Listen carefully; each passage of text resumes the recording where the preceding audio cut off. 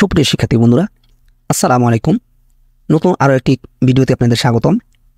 এই ভিডিওতে আমরা আলোচনা করব উইলিয়াম শেক্সপিয়ারের লেখা একটি বিখ্যাত কবিতা shall I compare thee to a summer's day.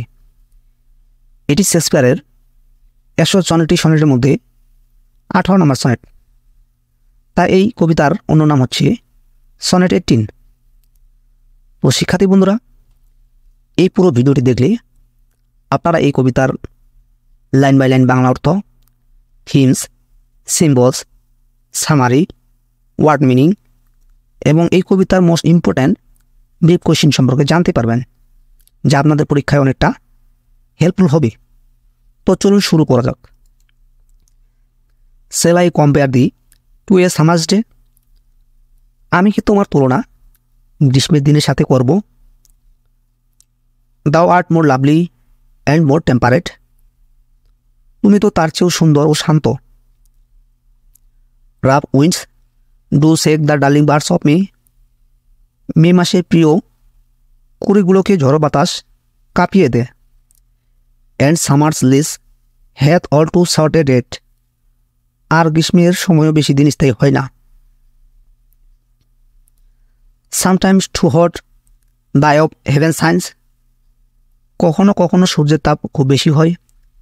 And often is his gold complexion dimmed. আবার কখনো তার সোনালি আভা ম্লান হয়ে যায়। And every fair from fair sometime declines. সব সুন্দর কখনো না কখনো মলিন হয়। By chance or nature's changing course untrimmed. হয় ভাগ্যের খেয়ালে, নয়তো প্রকৃতির পরিবর্তনে। But the eternal summer shall not fade. কিন্তু তোমার চিরন্তন গ্রীষ্ম কখনো ম্লান হবে না। Not loss possession of that fair thou owest. তোমার সৌন্দর্য কখনো হারিয়ে যাবে না। নট সেল ডেট ব্রাক দাও আন্ডারেস্ট ইন ইজ সেট। মৃত্যুও বলবে না যে তুমি তার ছায়াই হারিয়ে গেছ। When in eternal lines to time thou growest. কারণ তুমি এই কবিতার চিরন্তন রেখায় বেঁচে থাকবে। So long as man can breathe or eyes can see. যতদিন মানুষ শ্বাস নেবে বা চোখে দেখবে।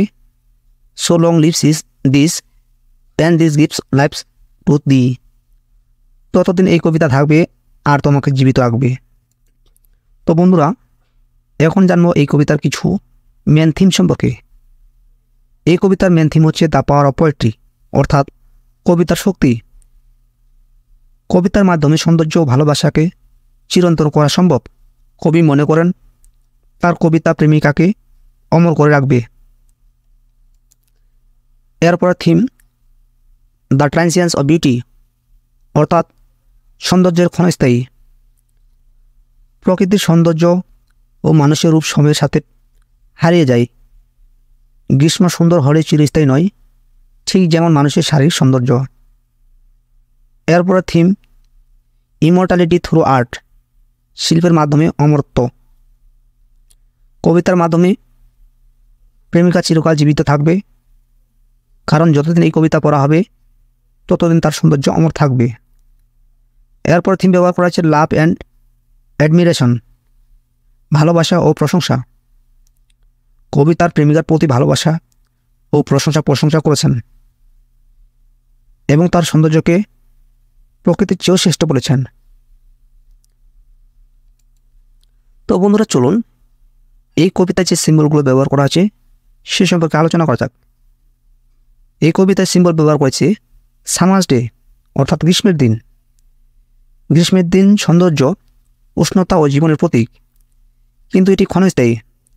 কবি দেখাতে চান যে তার প্রেমিকার সৌন্দর্য গ্রীষ্মের চেয়েও বেশি চিরস্থায়ী। এরপর the sun eye of heaven, সূর্য বা স্বর্গের চোখ। সূর্য শক্তি, দীপ্তি ও সময়ের প্রভাবের প্রতীক। এটি কখনো বেশি তীব্র, কখনো ফিকে হয়ে যায়, যা প্রকৃতির অস্থায়িত্ব বোঝায়।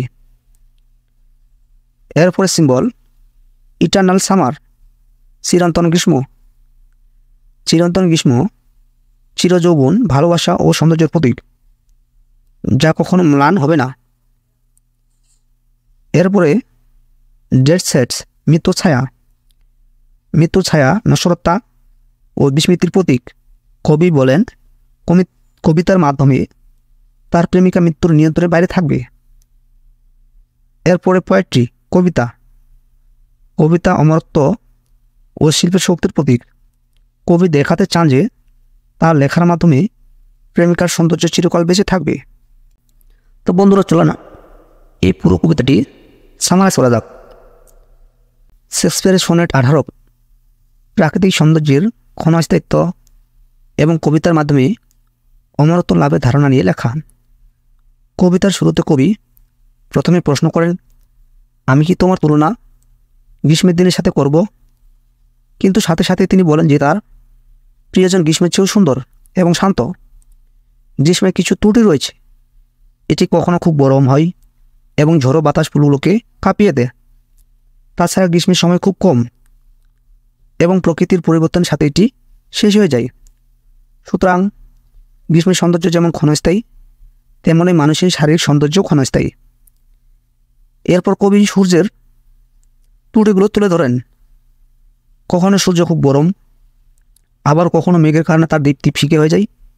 কবি বলেন, প্রাকৃতিক সৌন্দর্য কখনো না কখনো মলিন হয়ে যায় এবং মানুষের সৌন্দর্যও সময়ের সাথে ক্ষয়ে যায়, যা প্রকৃতির নিয়ম। কিন্তু এরপর কবি দৃঢ়ভাবে দাবি করেন যে তার প্রিয়জনের সৌন্দর্য কখনো ম্লান হবে না। কবি বলেন, এই কবিতার মাধ্যমে তার প্রিয়জনের সৌন্দর্য চিরকাল অমর থাকবে।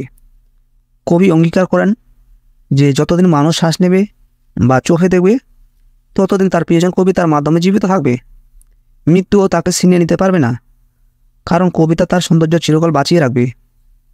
এইভাবে শেক্সপিয়ার তার কবিতায় বলেন যে শিল্প এবং কবিতার মাধ্যমে কিছু অমর হয়ে যেতে পারে এবং প্রিয়জনের সৌন্দর্যকে চিরকাল বাঁচিয়ে রাখা সম্ভব। কবিতার অমরত্বের মাধ্যমে শেক্সপিয়ার তার প্রিয়জনকে চিরকাল বেঁচে থাকার সুযোগ দেন। তো চলুন এখন জেনে নেওয়া যাক এই কবিতার কিছু মেন ওয়ার্ড।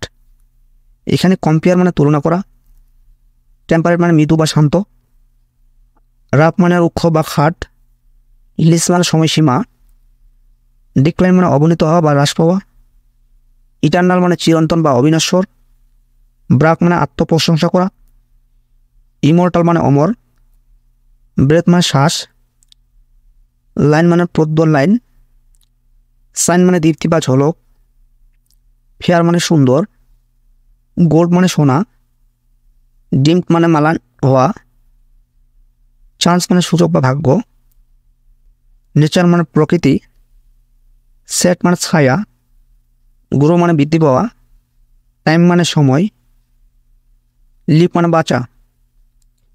তো বন্ধুরা, চলুন এখন এই কবিতার কিছু মোস্ট ইম্পর্টেন্ট ব্রিফ কোশ্চেন সম্পর্কে জেনে নেওয়া যাক। What is the theme of the sonnet? এই সনেটের মূল ভাব কি?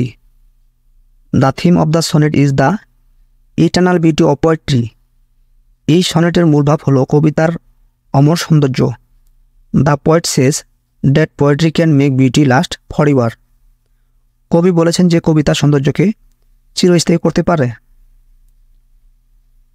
Why does the poet compare his love to a summer's day? কবি কেন তার প্রিয়জনকে গ্রীষ্মের দিনের সাথে তুলনা করেছেন?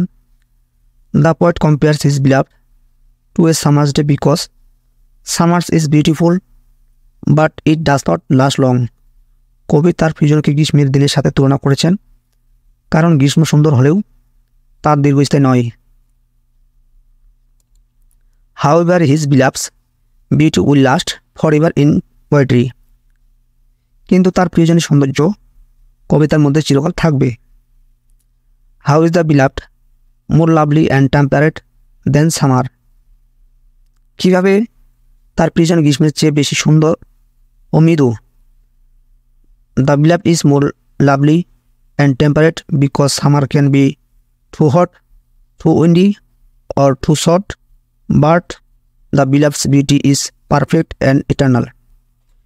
প্রিয়জন গ্রীষ্মের চেয়ে বেশি সুন্দর ও মধুর কারণ গ্রীষ্ম কখনো খুব গরম, কখনো বাতাস প্রবল হয়, আবার খুব দ্রুত শেষ হয়, কিন্তু প্রিয়জনের সৌন্দর্য নিখুঁত ও চিরস্থায়ী। What are the weakness of summer mentions in the poem? কবিতায় গ্রীষ্মের কী কী দুর্বলতা উল্লেখ করা হয়েছে? The poet mentions the summer is too hot, sometimes windy, and its beauty fares too quickly. কবি বলেছেন যে গ্রীষ্ম কখনো খুব গরম, কখনো বাতাস, এবং এর সৌন্দর্য খুব দ্রুত ম্লান হয়ে যায়। How does the poet make his beloved's beauty eternal. কবি কীভাবে তার প্রিয়জনের সৌন্দর্যকে চিরস্থায়ী করেন? The poet makes his beloved's beauty eternal by writing about it in poetry which will be read forever. কবি তার প্রিয়জনের সৌন্দর্যকে চিরস্থায়ী করেছেন এটি কবিতা লিখে যা চিরকাল পড়া হবে। What does nor lose possession of that fear thou wast mean? এ বাক্যর অর্থ কি? It means the beloved's beauty will never fade or be lost. এটি মানে প্রিয়জনের সৌন্দর্য কখনো মলিন হবে না বা হারিয়ে যাবে না। What does so long as man can breathe or eyes can see mean. এই পুরো কোটেশনের অর্থ কি? এই কোটেশন অর্থ হচ্ছে it means as long as people are alive and can read this poem will live on. এটি মানে যতদিন মানুষ বেঁচে থাকবে এবং পড়তে পারবে ততদিন এই কবিতা বেঁচে থাকবে। What is the message of the last two lines. শেষ দুটি লাইনের মূল বার্তা কি? The message is that poetry gives immortality to beauty and love. শেষ দুটি লাইনের বার্তা হলো কবিতার সৌন্দর্য ও ভালোবাসাকে অমর করে তোলে। What figure of speech is east in this poems. এই কবিতায় কী ধরনের ফিগার অফ স্পিচ ব্যবহার করা হয়েছে? The poem uses metaphor personification and imagery. এই কবিতায় মিঠাফোর পার্সনিফিকেশন এবং ইমেজারি ব্যবহার করা হচ্ছে। What is the rhyme scheme of the sonnet. এই সোনেটের রাইম স্কিম কেমন? The rhyme scheme of is A B C D E F G G G.